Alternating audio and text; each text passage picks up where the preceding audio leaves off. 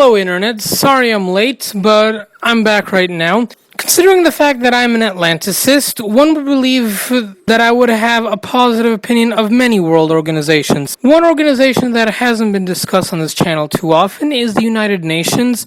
What opinion do I have about it? Well, my views on the United Nations are quite divided.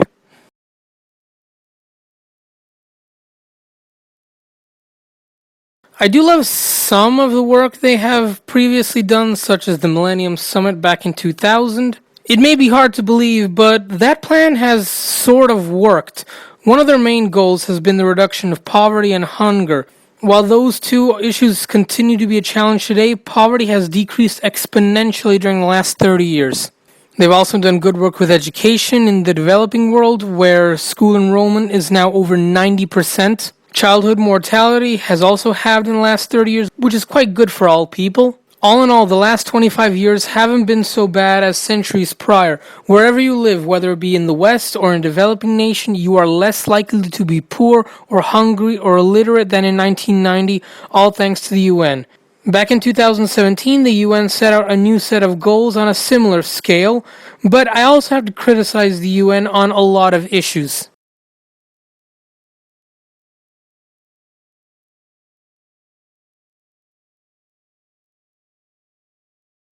The first issue I have with the UN is about the disproportionate amount of funding that goes into it. Yes, the United States is the biggest contributor in financial terms, but most of the next several nations are other Western countries. Don't you think that third world nations who need the UN's help the most should do more to actually help their own people? It gets even worse when you look at UN organizations that can exist as their own entities. Like seriously, a UN group of experts on geographical names or a universal postal union? Why on earth does something like that even exist inside the United Nations? Is there not any way to put that money to good use? In this letter to member states obtained by SABC News, the UN chief calls their financial predicament unfortunate and unsustainable, warning that the low cash flow is putting the operations of the organization at risk.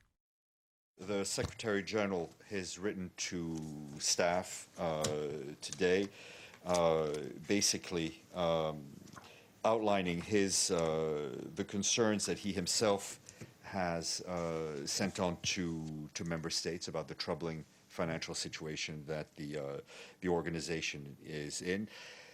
The issue is really late payments and payments not yet received to the regular budget. We've often at this time of year are received a kind of a shortfall, but unlike those we've had in previous years, the cash flow has never been this slow so early in the calendar.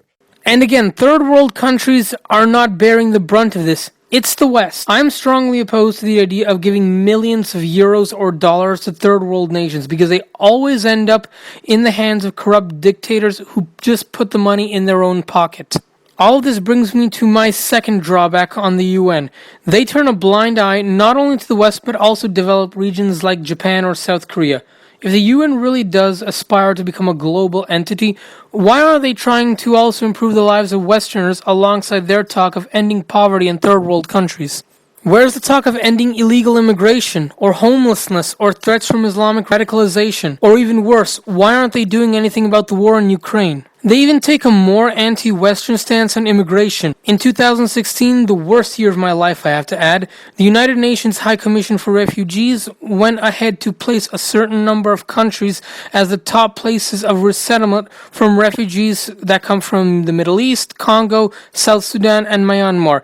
They were all Western countries and, Brazil, which was there for some reason. All of their calls ask for the West to bear the brunt of the refugees crisis, even though Western countries are very different from these third world places when it comes to culture or language. Also back in 2016, the UN drafted a plan to resettle 10% of the world's refugees, aka 2.4 million of them annually. The effort was an attempt to stop the detaining of all child individuals from entering borders, even if they were undocumented. Fortunately, and I have to say I'm really happy that both the United States and the European Union shot down that proposal. Another issue I have with the United Nations is how the organizations are structured. Let's look at it. The UN Security Council, an action that was doomed from the start because they allowed Stalin's Russia to join in from day one, and then they replaced Taiwan with China in 1971. Those are stupid decisions when you consider that we do not get along with them to this day. And the fact that several non-permanent members are nations who are very corrupt and have no capability to contribute militarily to world peace. This is just the beginning, as the UN Human Rights Council is even more laughable. If you look at the list, you have countries like Angola or Afghanistan, and who would have thought? It's Saudi Arabia. Yeah, a country with some of the worst human rights abuses in the world is on the Council for Human Rights. What? What the fuck? And this is not where I will end. I also have to accuse the UN of being too friendly towards the Palestinian Authority.